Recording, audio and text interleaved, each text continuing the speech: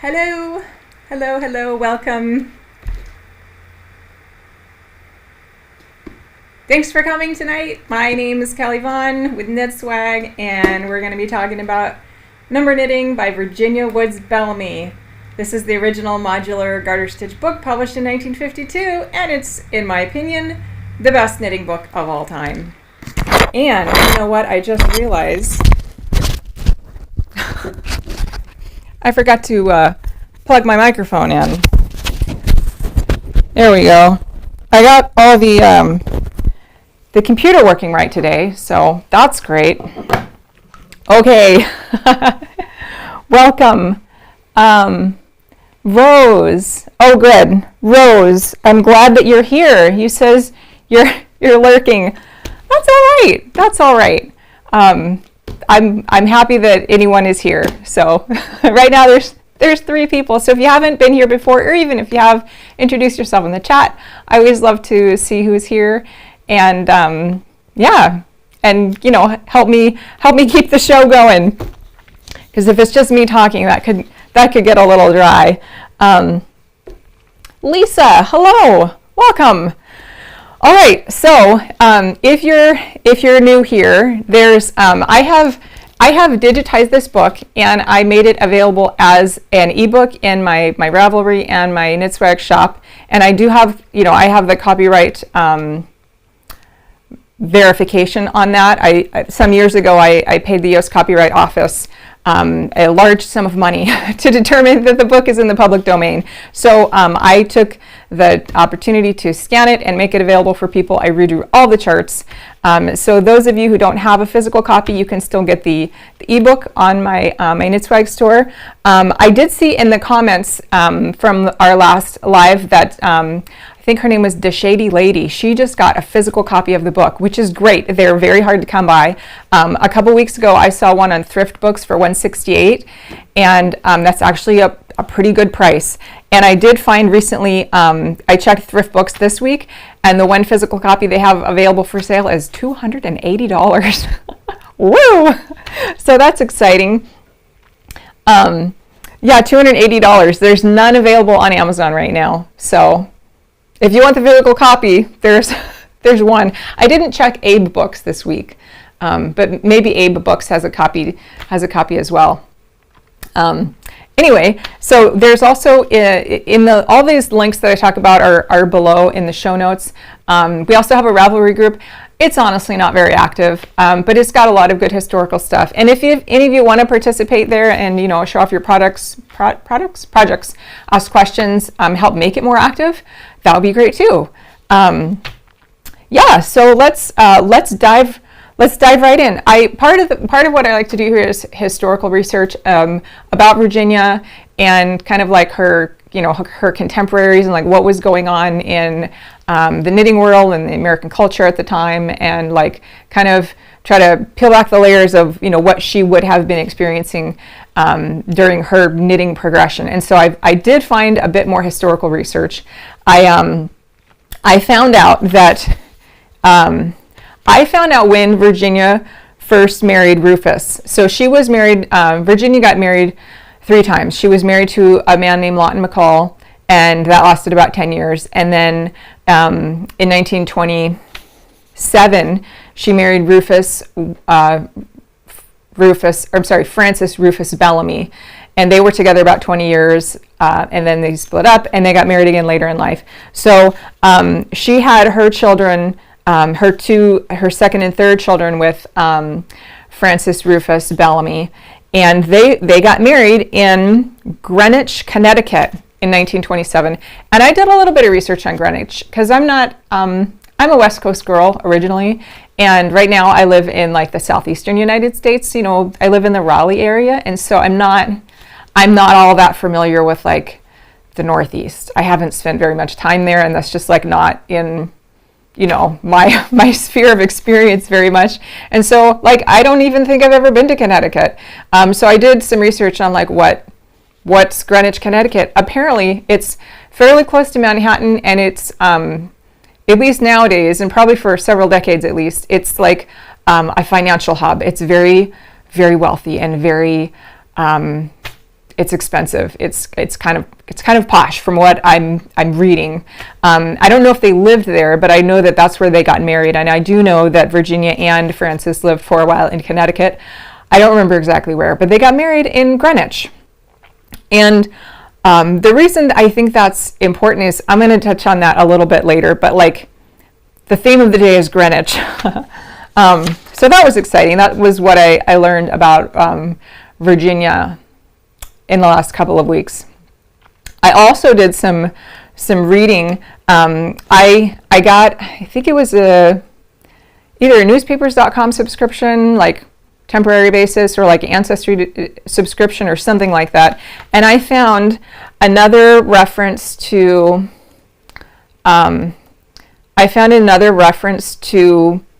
number knitting that I thought was worthwhile to show. Oh, there we go. Okay, so this is a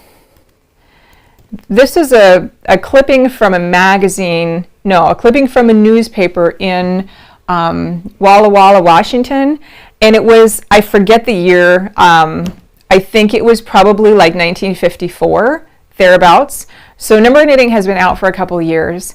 And I found it listed on sale at a department store. And if you look in close here, it is, let's see, Number Knitting by Virginia Woods Bellamy, 150 photographs, 80 detailed diagrams, a simple to learn method that is easier, faster, and cheaper than ordinary knitting, and permits you to knit many beautiful articles never before possible. Published at $3.95, and you can get it on sale for 99 cents. 99 cents. So I think this particular bookstore, like, you know how nowadays if you there's like the outlet bookstores where, like, you know, all the books that didn't sell, like, you know, from the political candidates that lost or whatever, they just, like, you know, the books that there's too many of and that, you know, nobody wants, those will go in bulk to like these bulk discount outlet stores where, you know, they basically try to unload them for cheap, you know, like 10 cents on the dollar or something like that. And so this particular bookstore was, it was owned by, it might have even been housed in May Company, the department store. And so I guess they had this like book outlet division, and because they advertised it along with, they advertised number knitting along with like a bunch of other books. You can get them for 99 cents. And so apparently there was a whole bunch of extra number knitting books, you know, enough that it was worthwhile to put together an advertisement.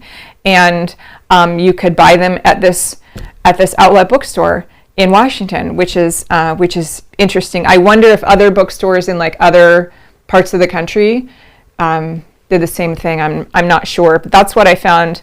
That's what I found this week. And there was also another interesting clipping that I found. So this was the used book price guide from 1972. So this was like a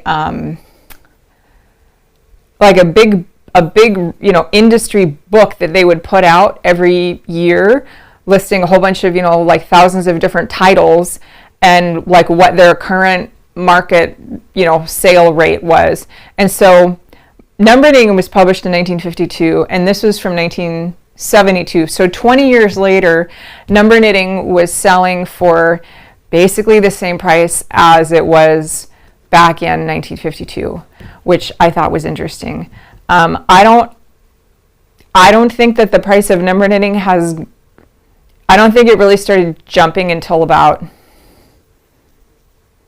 maybe a decade ago.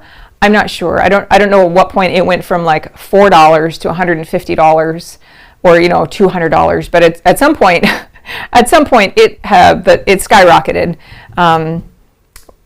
I don't know when, but anyway, it's very high now if you can get a physical copy. So that was the book research that I found this week. Okay, and I also thought it would be fun to read one of Virginia's poems. And so last week was the first, or I guess last live stream, so 2 weeks ago was the first time that I had brought out Virginia's book of poetry. It's called And the Morning and the Evening. And it is, this is the hard copy that I got. This is one of the very limited edition hardcover, printed on fancy paper, and it's even numbered in the back. So this is a very, very special book. And one thing I don't know if I mentioned this last time. It's got this little gift note in the front, and it says Bernice from, I think that says Renee, and then it says 1976, which is when this book was published. I don't know what these numbers up here mean.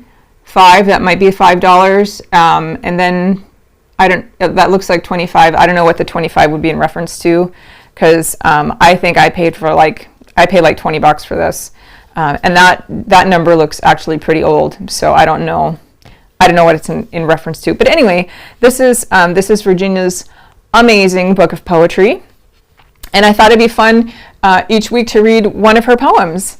And so I picked out one for today.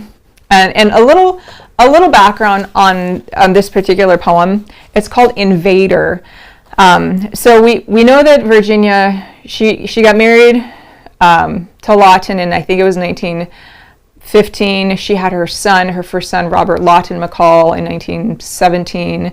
And then she got divorced, married Francis Rufus Bellamy in 27, had a couple of more kids. And then right when her second and third babies were small, she has a 16-year-old son, Robert. He died of polio, which is horrific. And so she's an early 40-something's mom, fairly newlywed with her second husband, 2 babies, and her teenager dies. And so that's kind of like the scene, setting the scene for like where Virginia was at this point in time in her life. And so let's take a look at this this poem, Invader, for RLM 1932. Now I just personally made the jump that's who she was writing to, her son, because she even mentions her son in here. Death is not darkness anymore, since one so careless struck the door. Since one so gay and full of laughter shouted down his host, and after slept serene in that strange room, smiling upon his dream of doom. That house, with every window lit, since my young son has entered it, belongs to death. Now life and riot have broken in upon his quiet. Now youths forgot to close the door. Can death be darkness anymore? Wow. She wasn't afraid to write about death, and even in the front of the book, in the publisher's note, her friend Thea writes about this in this opening kind of note about Virginia, how death was a topic that she was willing to discuss in her poetry, and she did multiple times in here, not just for her son, but like she even has a poem called Epitaph. I haven't figured out who it's in reference to, but she did discuss it, and so she was a woman with many layers, and so that kind of like puts into perspective a bit, I think, why her knitting book is so complex, and it's got so many layers to it. So anyway, that was Virginia's poem of the week. That was called Invader. Okay, I also went through, and if you remember, on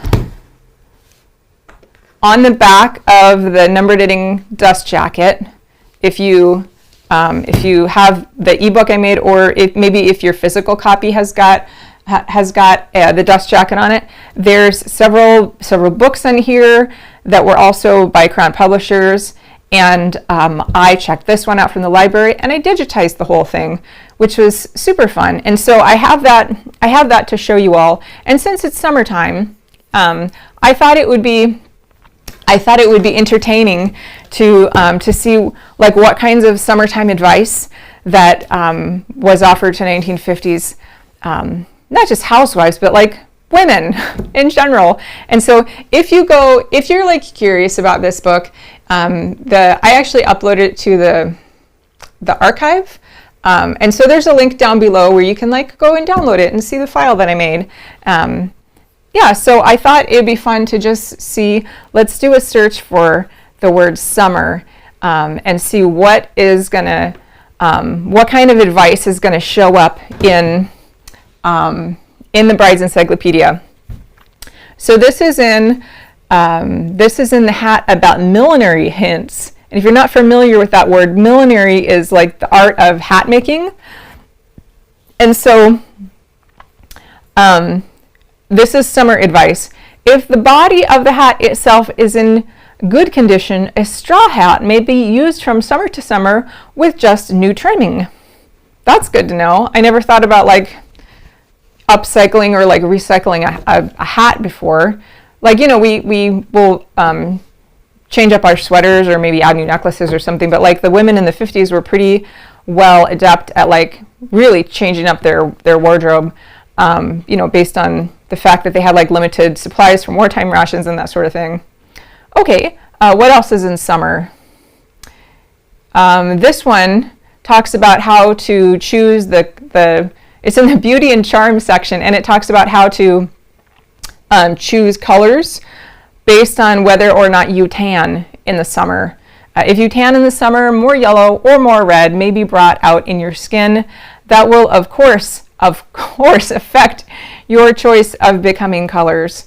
I know some people that just like when they tan, they don't really tan, they just get more red. Yeah.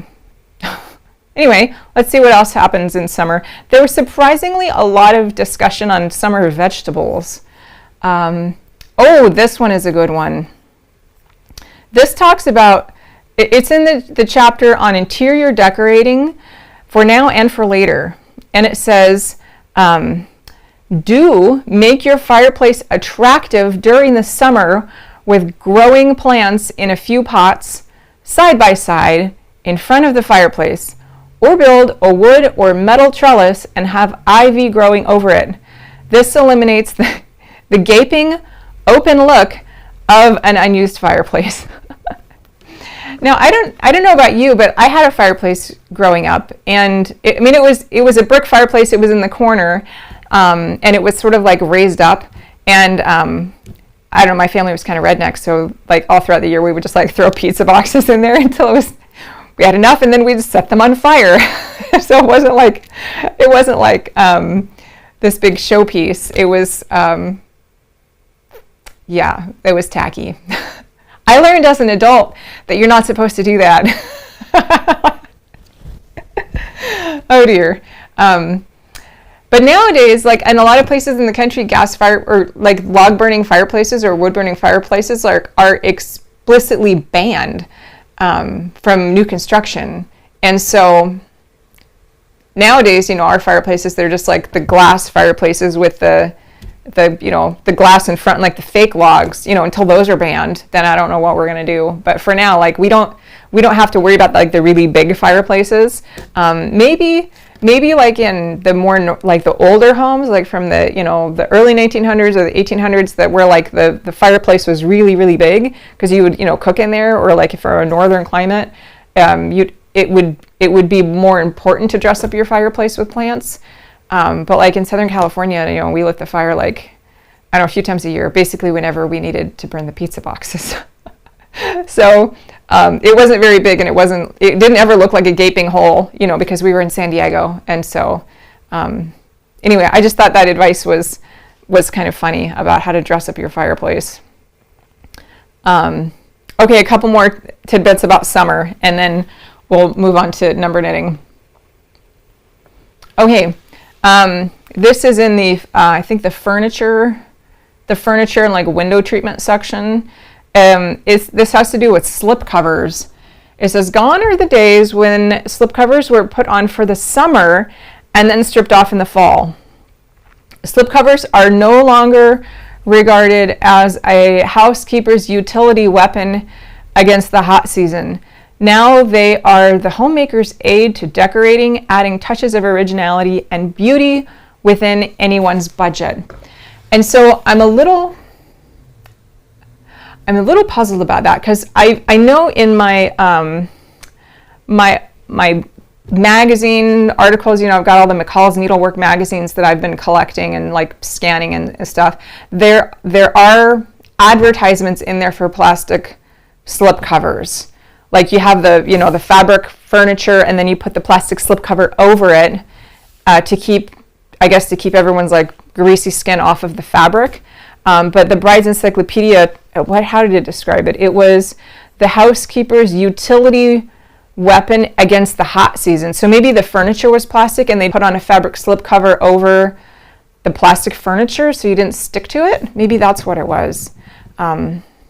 Anyway, the fact that it got so much attention, like, I mean, nowadays I don't really know anyone that uses slip covers. Maybe they should, you know, if their furniture is like kind of trashed, but like, I'm curious to know like the role of the slipcover a little bit more in like 1950s America, because I distinctly remember my grandma had this like red pleather sofa, and it had like, it was like a dark red, and it had like the flower texture sort of like embedded into it, and whenever you like had to get up off of it, you go, you know, because in the summer it was you'd stick to it, and so she probably would have benefited from like a fabric slipcover in the summertime. Anyway, that's the Brides Encyclopedia for the week. Okay, up next. Okay, I wanted to talk about another modular knitting book that I have in my library. And again, this is from my friend Jackie. Thanks, Jackie, who sold me all of her knitting library for $100. And I thought this particular book was interesting. It's called Knits from a Painter's Palette, and it is by Koigu Wool Designs. And I know this is a bit of an older, a more established hand-dyed yarn company. I think it was, camera 3 again. Oh man, sorry. I think that Koigu was like one of the original hand-dyed yarn companies. I know it's really popular with indie dyers now. Like that's not there's thousands of indie dyers, and that's awesome. But this was like one of the first ones. And she's got a pretty distinctive style, and I think she was also a sheep farmer, which is interesting. So she might have done like the whole sheep to yarn process. Anyway, what is interesting about this particular book is it's all garter stitch, the whole thing, as far as I could tell. I mean, I haven't looked at it all that closely, but there seems to be like, it's mostly garter stitch. But she has this whole section on modular knitting and how to do the different shapes. And ironically, they're very similar to the shapes that Virginia came up with. They're in a different order. Like Virginia starts out with, let me bring it up real quick. Let's see.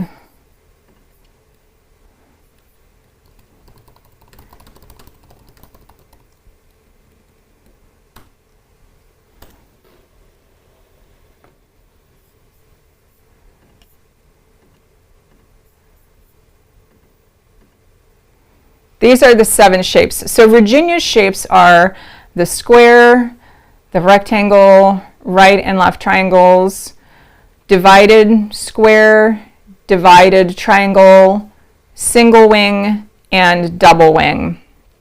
Now, if you compare that to this book, the Painter's Palette, she has a lot of those same shapes, but she numbers them.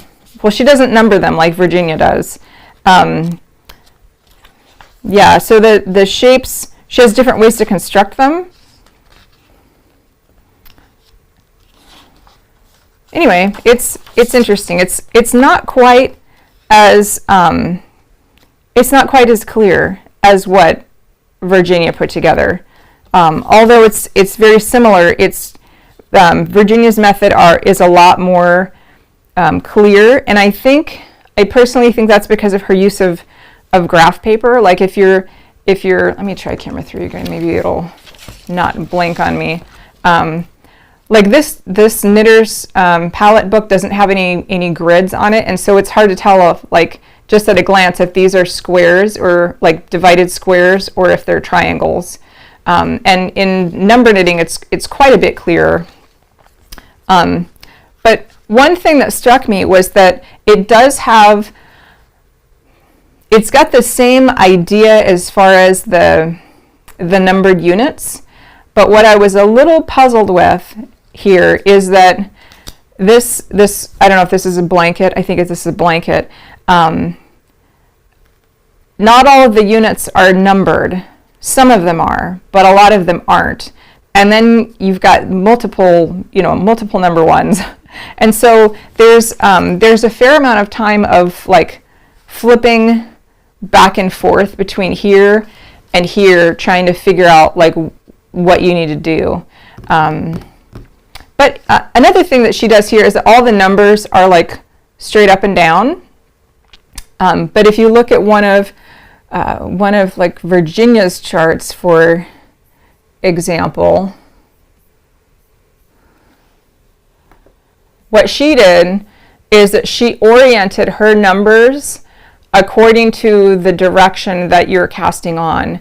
And so the numbers they're not always going to be in the same orientation throughout the design. So like a really good example of that is the mulberry bush afghan. So you can see the numbers of that chart, they go round and round and round. And it's very obvious what order that you're supposed to be knitting in. And in like this book, it's not quite so obvious. This one is, it's more like color dependent. And so you have to, like, what is number 1 supposed to be? You'd have to go back here and look for it. It's called square pattern, and it's in pink. So I guess this isn't 4 triangles, even though it looks like 4 triangles. This is a square pattern. And so there's a bit more flipping, but the whole idea behind this, that there's numbered units, that's pretty neat. I do wish that, like, if I was to start with number 1 here, like that there would also be a number 1 corresponding over the instructions, and there's not. There's a description, but there's not, like, the numbers here are just the number that you knitted in, but that's like not to be found over here as far as I can find. But anyway, this is it's an interesting book because it's got some different types of shapes in it that Virginia doesn't do. Like here's some hexagons. I think that would be pretty interesting to learn how to do garter stitch hexagons. I haven't done modular hexagons before, and I think that would be worthwhile to learn. Yeah, it's a neat book. It's got a lot of the traditional modular shapes that we're all accustomed to, but it presents the instructions in a little bit different format than I'm personally used to, because I've spent almost a decade working nearly exclusively with number knitting. So anyway, I thought this would be a fun book to show you all if you wanted to see maybe some modular designs that you hadn't seen before, or maybe like a different method of charting. And this is an old one. I'm guessing it's probably about 20 years old. Most of the books that I got from Jackie are about that age. Let me see when this was published. This was published in 2006 by Sixth and Spring Books. Yeah, so I would check that out. It's got a lot of patterns. It's more of a it's not as much a technique book as it is a pattern book, if that makes sense. Like Virginia has like distinctly the technique part up in the front, and then the patterns, but her patterns are like, they're very abbreviated, which is great because, I mean, it's great and it's not great because, you know, most of the instruction is in the chart, and her charts were formatted in such a way that you, like, once you know how to number it, you can just look at the chart and like go for it. And, you know, the preceding pages of instructions are like not quite as important. Like she never does stitch by stitch instructions except for like in the very, very beginning. But I've noticed a lot of modular knitting books, they've tried to like do charting, and they've tried to do the stitch by stitch. Like, oh, like people wouldn't understand just the chart, so we have to pack in, you know, 6 times as much information in the, you know, the stitch by stitch instruction that you can account for like on one page of charting. And so it makes them a little bit lighter, like on the number of patterns. Like I think this particular one is maybe 25 patterns. Virginia's book has got like 74, which is a lot for a 274 page book. But anyway, that's knits from a painter's palette. So if you like that, check it out.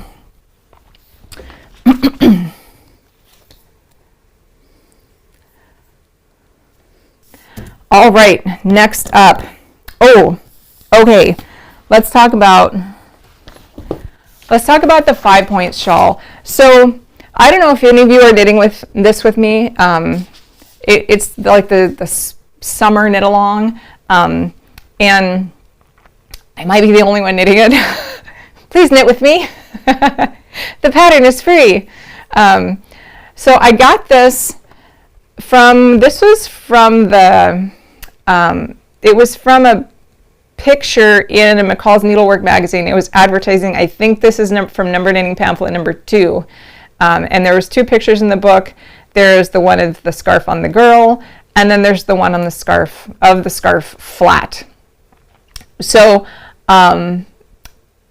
we haven't been able to track down pamphlet number 2, but I have the picture, and so I made the chart for it based on the picture, and I was guessing on the gauge, and I think I got the stitch count right. I was guessing on the gauge and the needle size. And I was kind of guessing on like the overall dimensions. I had made one of these a couple, I don't know, like last month, that was just like a 2-color. It was brown and white, it was brown and pink, just like this here in the picture. It was a 2-color, and I thought it would be fun to do a variation on the 2-color, but instead of each major triangle be a different color, to bisect them. So let me show you kind of like what I was thinking. Get out my drawing tools here, and I'll do pink and brown. So this is kind of what I was thinking. Like this section would be pink, and then we'll do it another one, and this section is brown.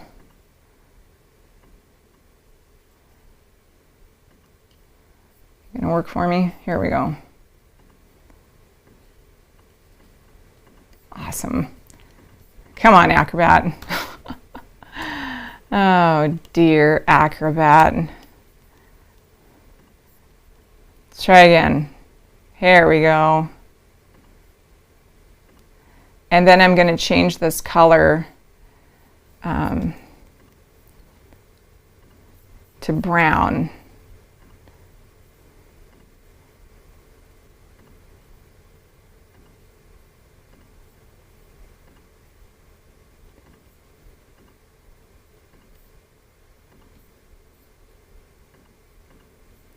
So this was kind of the idea that I had. So instead of, casting on 48 stitches or however many stitches and just knitting a single like left slanting triangle, what I did is I cast on the full number of stitches, but then I knit a centered triangle. And then for the second half of this, I picked up all the stitches here on the edge, And then I worked a another centered triangle, but instead of the point at the top, it was on the side. So I increased up to here, and then I decreased. And then I did that all the way around. And so let me show you what that looks like. And even though my original one of these was, it was in pink and brown, this second one that I made is in not pink and brown. It is like, it's sort of like a purple denim. It's really interesting. And then this is, so DJ from Discovery of Stitches, and I'm going to put her link below. She dyed this, and this stuff is cool. It's got a lot of character, but it's still got like the base, like it's still like purple, and then it's still kind of a pinkish blue. Like it's still got a main color. So there's not a lot of striping going on, which you know, for this project I like. But it's got all these really interesting like undertones of burgundy and light blue, and there's some regular blue and just all different shades of purple. So it's got a lot of depth. So I thought these two, they had like the same kind of a character to them. The way that she did this one, she was dyeing, and this might even be like leftover ink or dye from this, because these seem to me to be the same yarn base.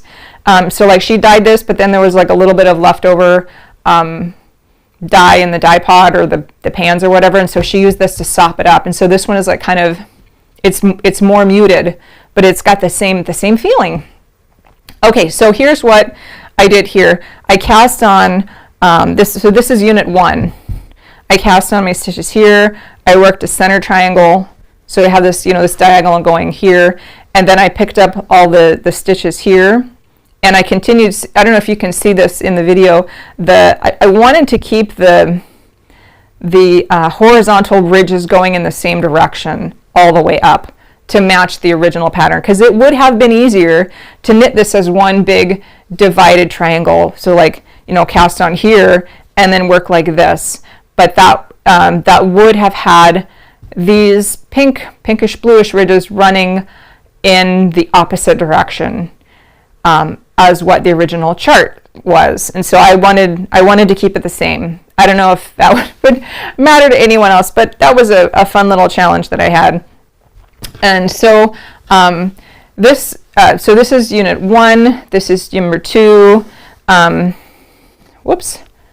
3, 4, 5, and 6. And so this one is a bit larger than the first one I did. I think the first one I when I estimated when I counted the stitches in the picture, it looked like 48 to me, so that's what I went with.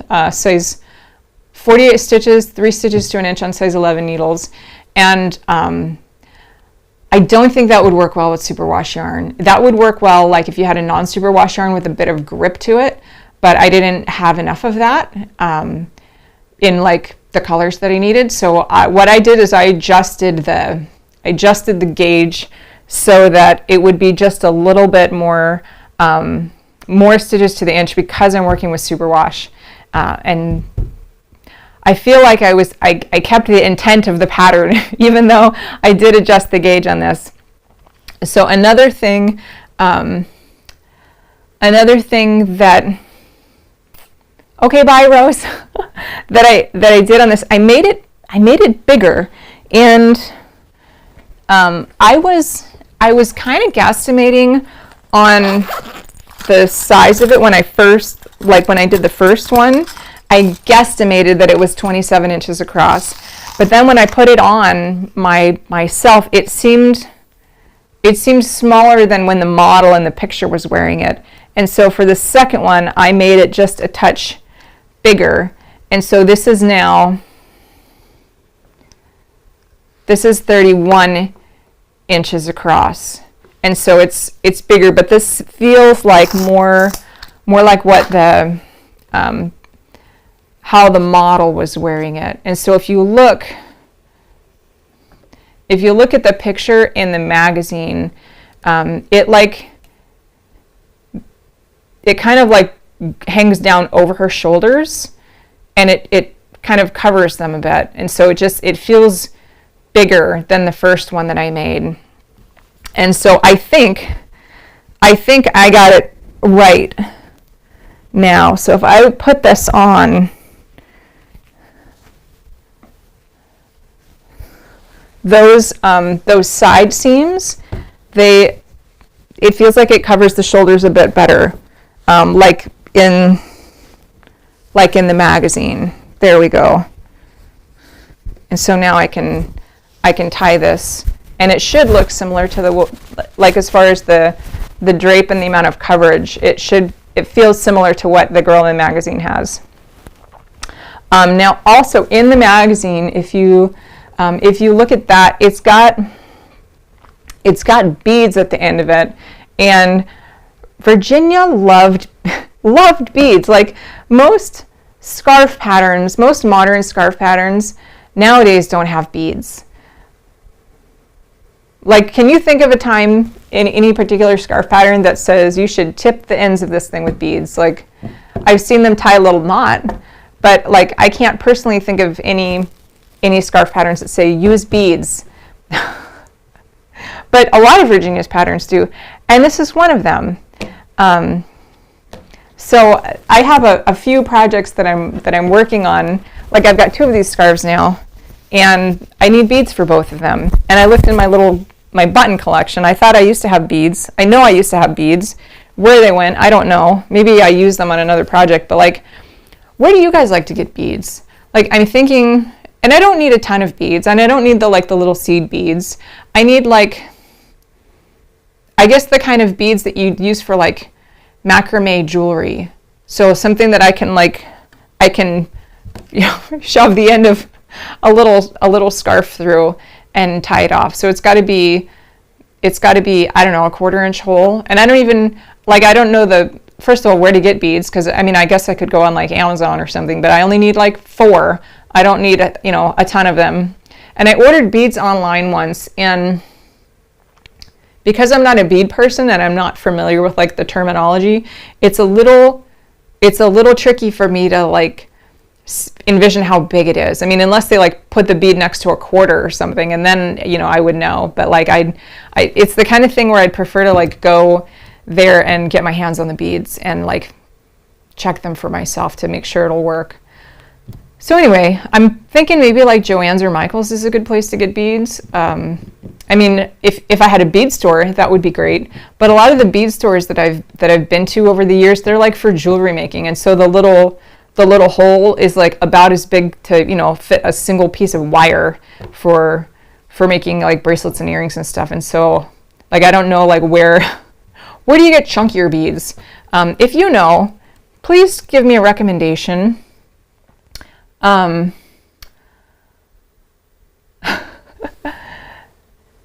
Oh, DJ says the blue and the pink is actually Wiltons Violet sprayed on. Oh, very cool. So for those of you who aren't familiar with Wiltons Violet, Wiltons is the cake decorating company, and their violet is very cool. I bought a tub of it once.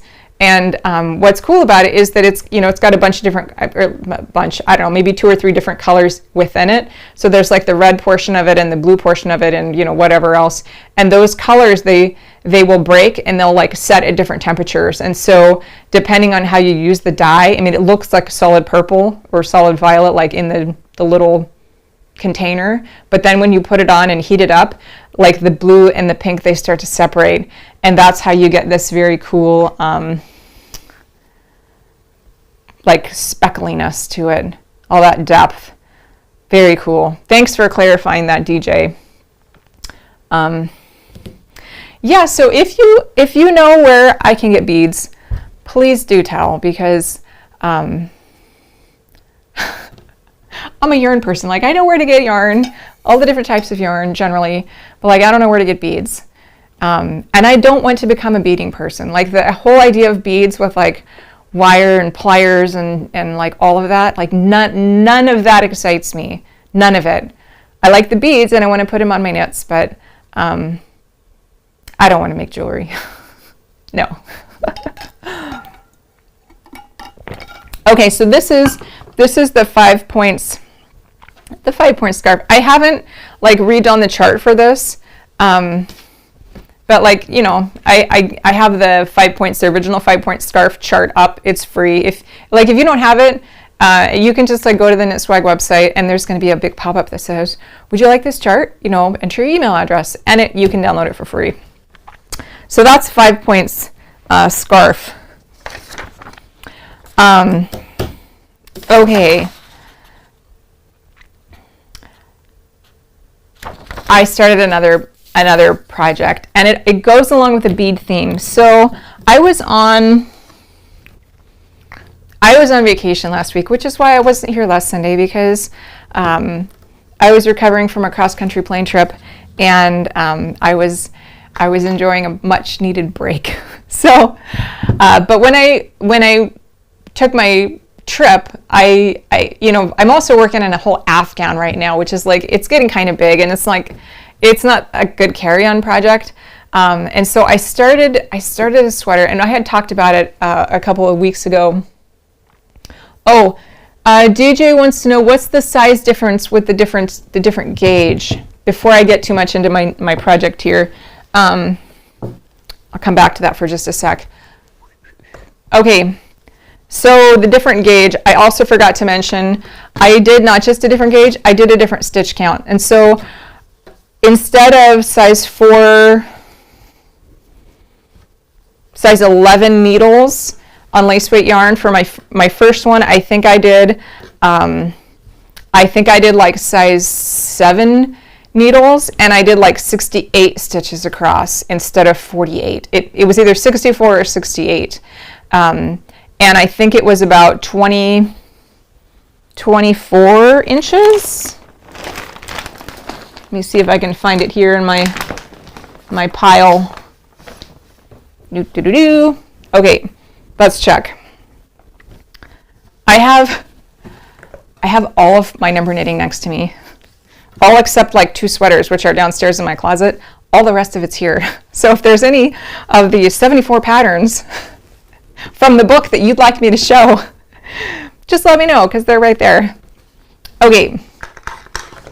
This was like size 7 needles. This is like a light fingering weight. It's a single ply.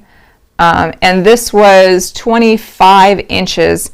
And I'm thinking this was like 1, 2, 3. This is like 5 stitches to the inch, which I think it's a good gauge for this. So what did I say that was? I already forgot. 25? Yeah, that's about 25 inches. Now when I adjusted this upwards, I used, I think, the same gauge of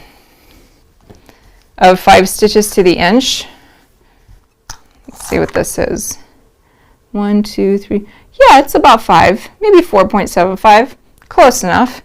But with this one, I did 80 stitches. So I cast on 80, worked 40 ridges, I picked up, and then I worked 80 ridges. And this was what was it, 30? 31. Yeah, so 31 versus 25. So Virginia was a huge fan of just adjusting the stitch gauge. And I think there's a time and the place for that. But like, if you have the fabric that you want, in the yarn that you want, and it's got the intended drapiness, I don't always see a need to just use a bigger needle size. I don't think that's necessarily a good idea, because I don't think that Virginia had superwash yarns. I still haven't pinpointed when that became a thing. Like, I know that in the early 50s there was moth-proof yarns, but I don't know when superwash came on the market. So that wasn't something that she had to contend with, because as you know, probably, if you're using superwash yarns, it does something to the scales, and they lose their grippiness, which makes them softer, but it also makes them get all loosey-goosey, and they can get sloppy. So a lot of times if you're using a Superwash, you have to do a tighter gauge. I also saw something useful, a really good piece of advice on Instagram this week. If you have a sweater that's done in superwash and it's like all saggy baggy out of shape, throw it in the dryer on low and it'll just like whoop, tighten right back up. So that's useful. Okay, DJ says you can get the wooden beads from any craft store. I get them from Hobby Lobby. I'm going to do that. I don't have a Hobby Lobby near me. I do, I think in one shopping center not far from here, there's both a Joann's and a Michael's. So I'm going to go there at some point and get beads. Yeah, okay. So back to vacation knitting. So I'm on the plane and I need something that I can knit on for like a full week and still have it fit in my carry-on. And I travel a lot, so like I always have to have some sort of a project that fits those qualifications. Like this sweater was the perfect example for that. This is on lace weight yarn and it used like, I don't know, size 6 needles or something. And it's very light, it's very thin. Like I could knit on this for probably a full month and it would still fit in my little travel bag. So a few months ago, I went to San Diego, and I was at a yarn shop. When I go to yarn shops, I never, they always say, "Can I help you? What do you need? What are you looking for?" And I'm like, I don't know. Looking for good conversation. Can you assist? Yeah, sometimes, sometimes no. A couple of the shopkeepers, when I was visiting yarn shops this week, I don't know what their deal was. Maybe I'm just used to like a friendlier culture or something. But one of them, she looked at me, she's like, "Can I help you?" I was like, come on now. Like, is that why are you not friendly? I don't know. Maybe she wasn't a knitter because it was like half yarn shop, half like craft store or like gift store. So maybe she was just like the gift shop person and like I was annoying her. I don't know. But anyway, I'm in San Diego a few months ago and I got some yarn, and when I saw it I was like, oh, that's the yarn for the Greenwich shirt. And so let me show it to you. So this is the yarn that I got, and I'm gonna try camera 3 again. Hopefully it won't blink. Okay, so it's a Barocco. Oh, look, there's a label. Well, that's handy. Okay. It's Barocco.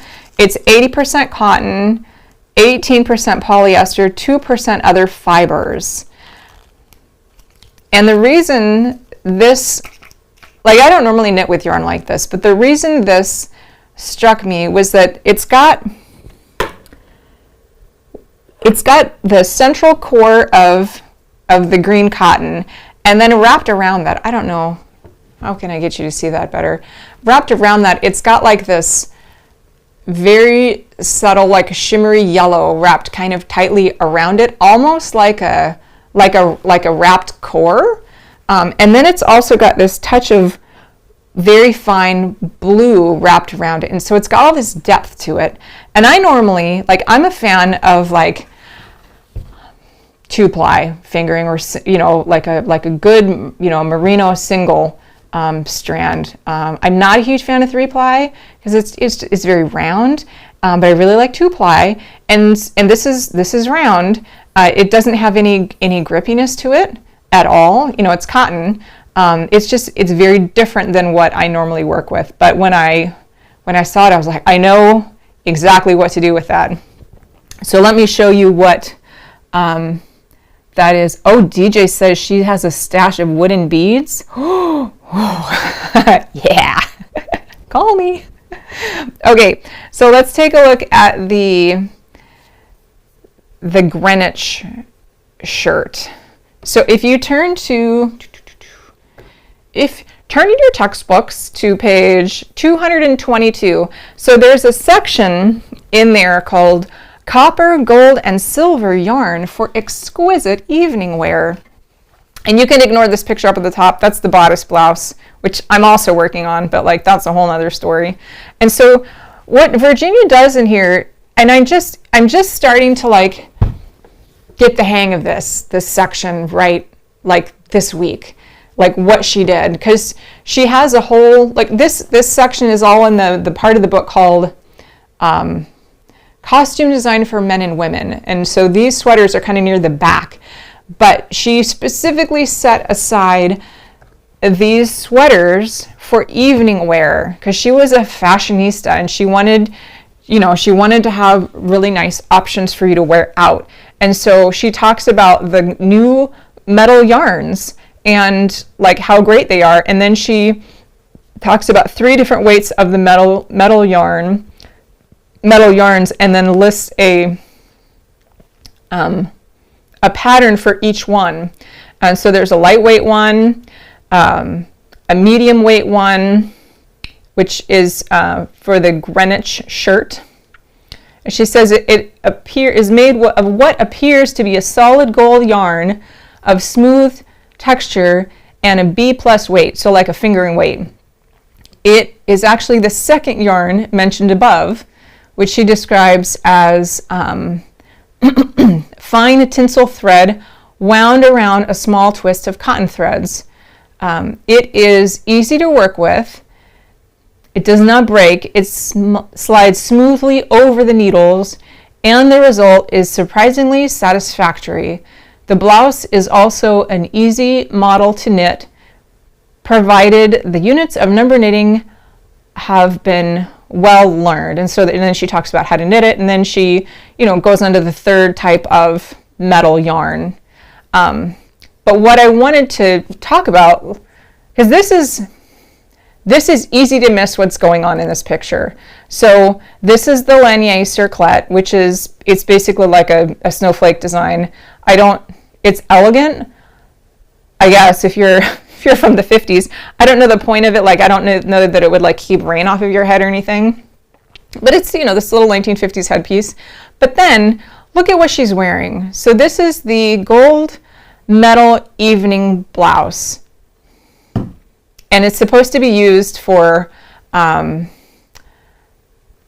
evening, cocktail hour, and streetwear, each with glitter all its own. So I don't know specifically like where you're supposed to wear this shirt, but let me show you another picture of it. Here's the second picture of it, like not on a person. This is just with it flat, and it's got these little pearls at the top. It's 3 double wings in like 3 different sizes of needles, and then you knit some divided triangles for the hips. So according to the pattern, unit number 1 is knit on size 8, and then unit number 2 is knit on size US 11, and then unit number 3 is knit on size US 7, and then I believe these ones down here at the hips are on US 10. And it says the blouse is designed for a size 28 to 34. Will fit a larger size, which is good because I'm a larger size than that. But here's where it's so interesting, and I'm kind of shocked and a little puzzled and amused at all of this. So there is no seam above the waistline unless preferred when fitted. So from here to here, it's all open. The only place that it's connected is at the hips, because right here it's a divided triangle. And so here's the chart that I made to better illustrate that. So you knit the front and the back, units 1, 2, and 3, they're exactly the same, front and back, and then you lay them on top of each other, and you pick up and you knit these units 4 and 5. And so all of this is open. All of that is open according to the pattern, which is awesome, I guess. Okay, so I am pretty sure that this lovely model here, I'm pretty sure that is Virginia's daughter, Jane Churchill Bellamy. Pretty sure, because I've cross-checked pretty much all the names mentioned in the book as far as like, how old they were when this thing was written. And at the time of this publishing, so these photos were probably taken in 1951. Jane was born in 1931. So she was like 20 when this was done. And none of the other models mentioned by name in the book, none of them would have been at that age. So I'm pretty sure this is Virginia's daughter, Jane. Okay, so Jane is 20. Virginia at this time is like 61 or 62. So she was like 41 or 42 when she had Jane, right? So she's, even by modern standards, she's Social Security age. But she has a 20-year-old daughter. and the sweater, according to the instructions, has no seam above the waistline. Obviously, there's a seam when Jane is wearing it. But the needle size that is used is like a size 11. It's fingering weight yarn on size 11 needles. There isn't any way that that's not going to be see-through. It's going to be see-through. It's going to be see-through. Okay. And is it see-through, my friends? Oh, yes. It is see-through. But you know, she appears to just be wearing a bra underneath it.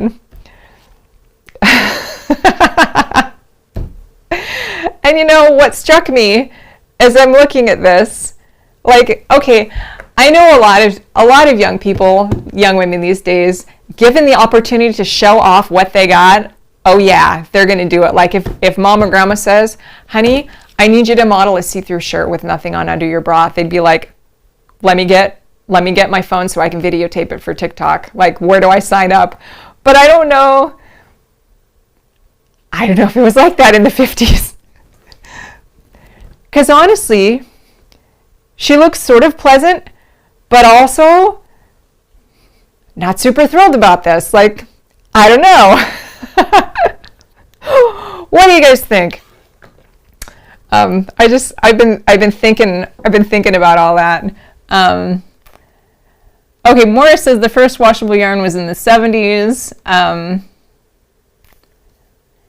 Yeah, okay, that's good to know. I haven't scanned any knitting magazines from the 70s, but washable yarn in the 70s, that makes sense. So thanks for that. So one of the reasons I wore this particular sweater for today with not a white bra was because I feel like I'm sort of paying homage to Jane for being a good sport and modeling this see-through blouse for her mom's knitting book. I wish I could have like been there when the conversation was taking place, like between Jane and her mom about like this photo shoot. Because I don't know who the photographer was of this. I know a lot of the other photographs in the book were by, actually I do. I believe this photograph was by Douglas Armsden, like a local photographer and family friend. And I know who's a family friend because his daughter Beverly is actually in the book also. So you've got the family friend photographer, like your mom's friend, taking pictures of you as a 20-year-old in a see-through shirt. Like, I don't know. Anyhow, so this is the design, the diamond design blouse that I made. And is it see-through? Yes, it is. And when I just wear like a regular white bra underneath, you can't really tell. But like I chose to wear a dark bra with no tank top underneath just for today's episode. Oh, Virginia, I love her. Okay, so let me tell you, I feel like Virginia has a lot in common with my grandma, because my grandma was born, she's a little younger than Jane, so my grandma was born in like 1926, I think. She passed, but so she was kind of she could have been Virginia's daughter, or you know, Virginia would have been the age of my great-grandmother. And so my granny was, she was she was so interesting. She was a tomboy and like a dancing queen. Like she could go out on fishing boats and fish, like outfish all the men on the fishing boat and catch like 300-pound fish. But then she would also like do jazzercise and modeling. And like I have pictures of her when she was in her 60s, and she was wearing a leotard, a jazzercise leotard, pantyhose and high heels, and she was doing a dancing show at the county fair in her 60s. And I have pictures of her in like short shorts and hot pants and like showing off her legs in her 60s, maybe in her 70s. So the fact that Virginia put her daughter in a see-through shirt in the knitting book, I'm like, you know, you and Granny probably would have gotten along pretty good. Oh man, I love them. Okay, back to the Greenwich shirt. So I'm on the plane, and I'm knitting this this shirt, and it's, you know, it went pretty well. You know, I joke about the fact that I don't swatch, and I did swatch for this. I cast on the number of stitches on the needles I thought were right. It was wrong. And I worked for like a good hour on it. And did I save it? No, I ripped it out and I tried it again. And that one wasn't right either. But on the third try, I got it right. And so what I ended up doing, I cast on, ended up casting on 50 stitches and 50 stitches. Now, if you look at the original pattern for this, it says your box number is 3, and it's 12 boxes by 12 boxes. So you're going to cast on 36 plus 36, and then work for 4 boxes, so 12 rows, and but on a larger size needle. But that was for a smaller sized sweater. And so after a couple of attempts, I found the numbers that work for me were 50 stitches plus 50 stitches, and I forget exactly how I calculated it, but 17 ridges. And so I worked this one on size, I should have written it down. It was a different needle size than specified in the book. This was on size 6, this was on size 9, and this is on size 5. And I had looked at Stephanie's, let's see if I can find it real quick, Ravelry. This is called the gold medal blouse. Yeah, and if you look over here at Stephanie's project on Ravelry, you can see that she added some length here, and she also added these interesting like divided triangle gusset type things at the underarm to have more bust room. And I think that's a great idea, because she opted to not have it like a gaping like a 12-inch underarm seam, which I think is wise. But she added this extra length here, and I thought, well, maybe I should do that too. And so what I did is instead of just having the requisite number of ridges right here, is I just added a few. I added a few extra ridges in Unit 1. And looking back, I don't know, is this the one? Well, I'll have to adjust that tomorrow. I should have done 17 and 17 and 17, but I was worried it was gonna not. Anyway, I ended up doing 20 ridges here, and then 17 and 17. And that seems to work well. I'm excited about the shape, the curve I've going on right here. It should fit like a dream.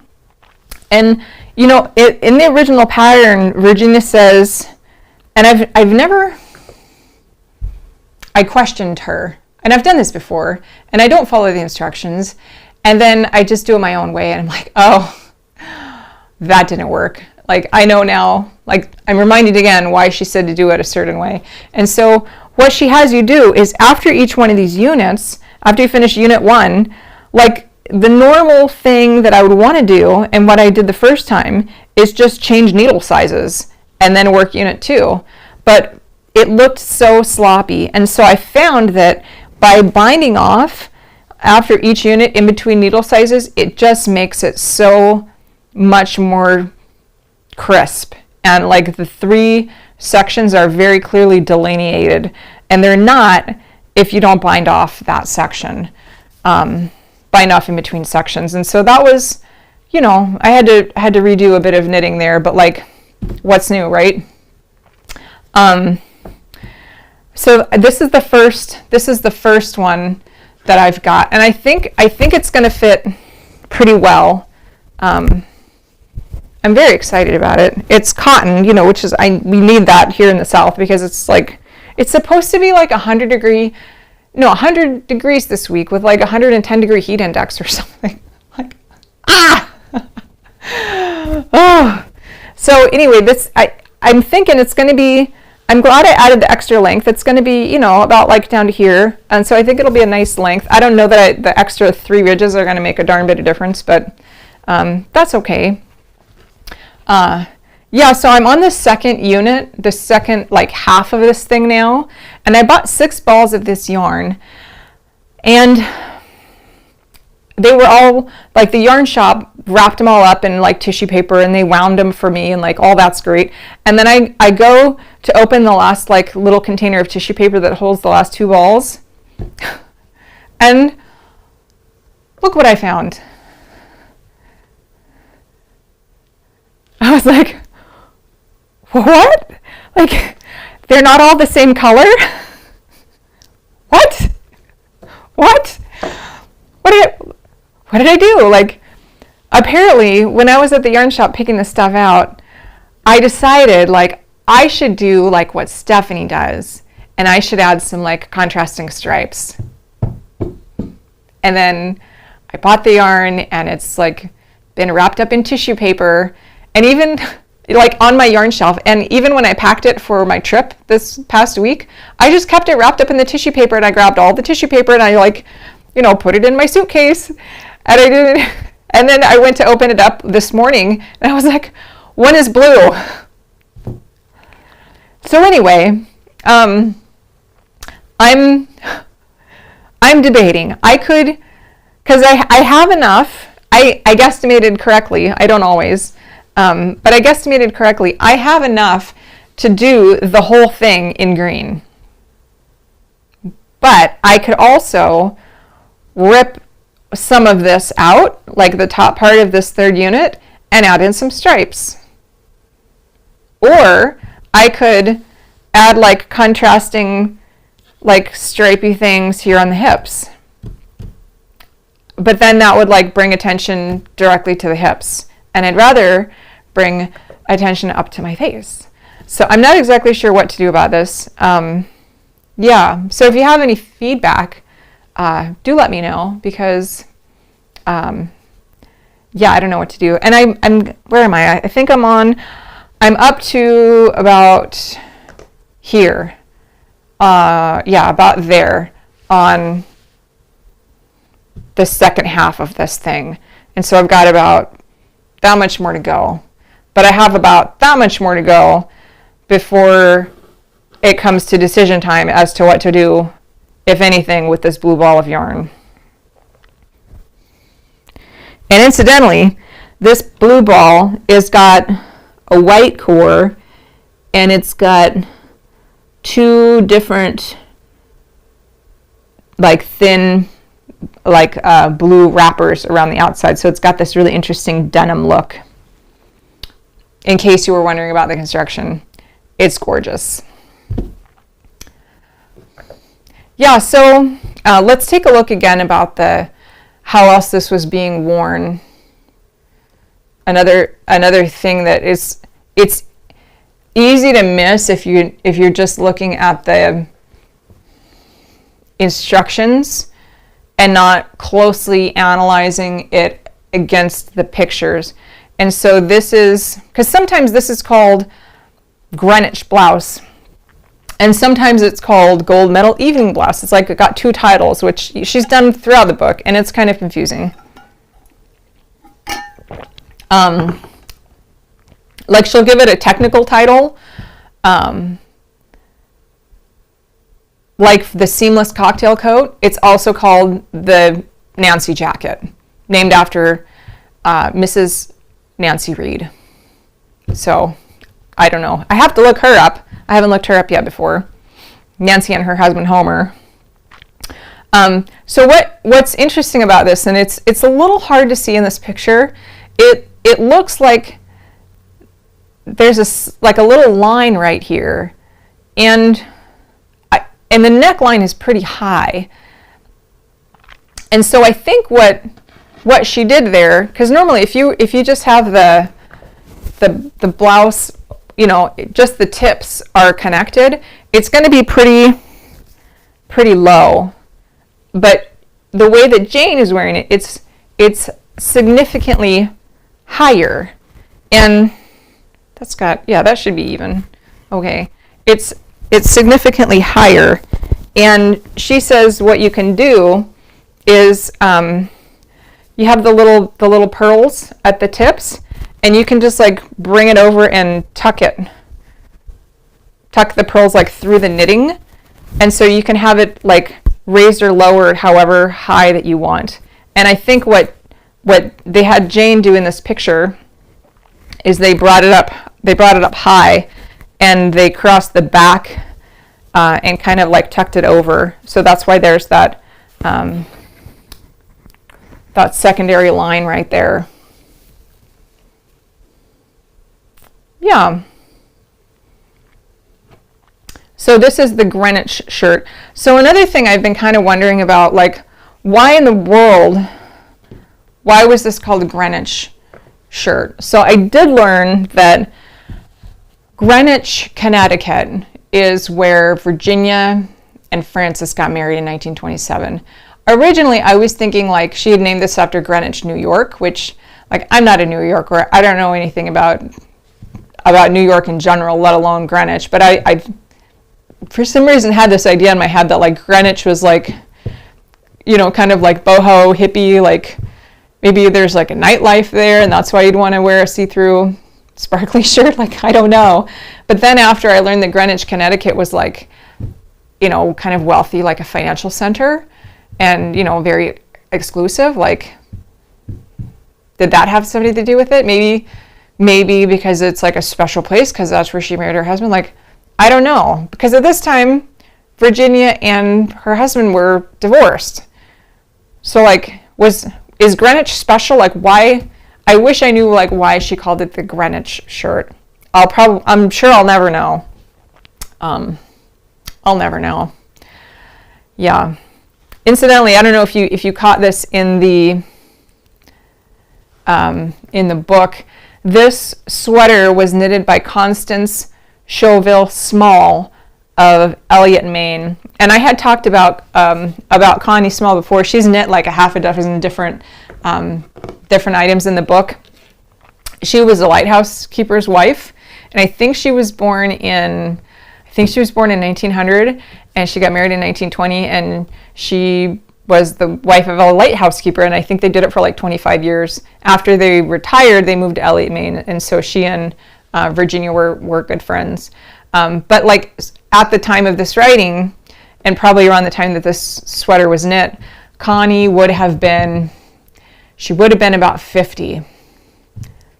Yeah, which incidentally is not that much older than I am now. That's kind of weird to think about. But yeah, Connie would have been about 50, Virginia would have been about 62, and the two ladies teamed up and made a see-through shirt. Oh, I love them. All right, so that's the Greenwich shirt. Oh, I have one more thing to show you that I made. I think I may have sent one picture of this to one person. I haven't showed anyone else. This is a cute little, whoops, all tangled. There we go. This is called Hoyle's Garden Stair. Let me show it to you in the number knitting book. Hoyle's Garden Stair. There it is. Okay, so Dr. Petrie Hoyle was another one of Virginia's friends, and he was I think he was like a British military doctor, and he retired to the United States and was like really into gardening. So she made this blanket, designed it, and she named it after Dr. Hoyle, her friend. And this is a really interesting piece because it's sort of like the diamond design men's sweater, and that it's worked from corner to corner. And so you start here. I think you start here and you work like back and forth. And I love how the diagonals go in different directions. And for years, just looking at this, it seemed to me like, oh, it takes more blue than green. Doesn't it? That's what it looks like. And then I finally counted up all the squares, because she says in her instructions you need 1.5 pounds or 3/4 pound each of 2 colors. So she says it takes the same amount, but it looks like it takes more blue, and that's what I assumed for years, and I was wrong. It takes the exact same amount of both of these 2 colors. Yeah, so I had some yarn, like of course I had some yarn. That's my life. I have some yarn. And I had these 2 different colors. I had this white sparkly sock yarn and this pink purplish sparkly sock yarn, but I did not have an equal amount of each one of them. And so I kind of guesstimated, and well, I think I did an okay job. I started with the white, and then how is it? Yeah, started with the white, and then do the purple, and then the white and the purple. And at that point I had very little white left, but I had a fairly significant amount of the purple left. And so I decided to just pick up and add a border. Now all of these edges are bias edges. So if I was just to pick up one stitch for here for each one of these bias edge stitches, it would have kind of puckered.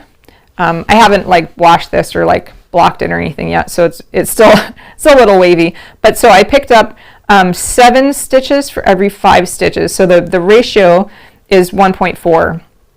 So you take your number of bias edge stitches, times it by 1.4. That's how many stitches you'll pick up. So I did that all the way around. And what I did is I worked, let's see,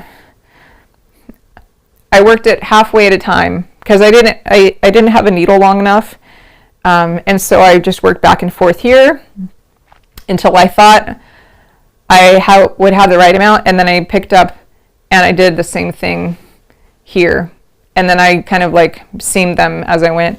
And I'm not super thrilled with like the joining here. Like it looks a little sloppy to me, but I'm not all that worried about it. It's it's a little baby blanket, and undoubtedly whoever gets it won't be a knitter, because all of the knitters in my life live on YouTube. Not really in real life. So whoever gets this from me, they're not going to notice. But anyway, so this is Hoyle's Garden Stair with a border, and this yarn is from DJ of Discovery of Stitches, and I love it. And I love the fact that I also somehow managed to find sparkle sock of the same sparkliness, to like they pair really well together. And a lot of times when I'm working with a variegated yarn, it's challenging for me, because I like all the colors to kind of like stay in their own place. It's tidy.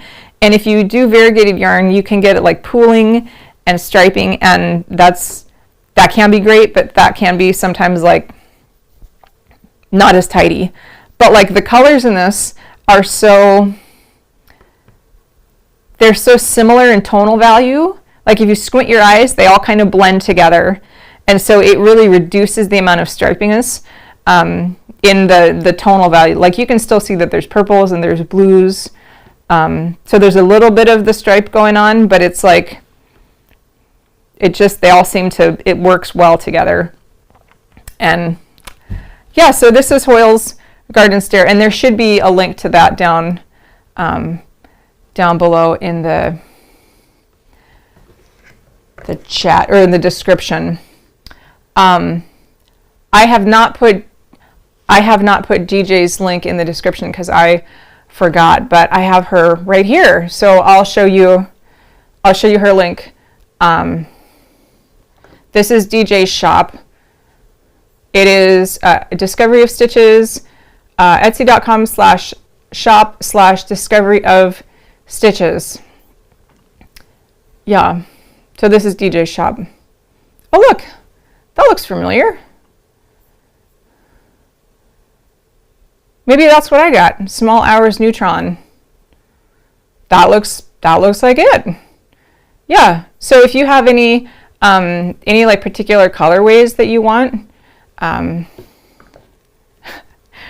she does customs. She does custom orders. She's awesome. Yeah. So check out DJ's shop. Also, let's see if I have anything else in my notes. Are any of the rest of you doing the 5-pointed shawl, 5 points shawl knit along? Besides me, if you are, do let me know. I'd love to find out who you are. I haven't. I don't think I've added that pattern to the Ravelry database yet. I should do that. Because a number of years ago, I went through and I added every single pattern from the number knitting book into the database, which took months. But I haven't done it yet with the other patterns that I've, charted just from images that Virginia had. But I'll put that on my list of things to do, like for real, not just in my head. So I'm going to add the 5 points scarf to Ravelry. So if I don't write it down, it's like I never said it.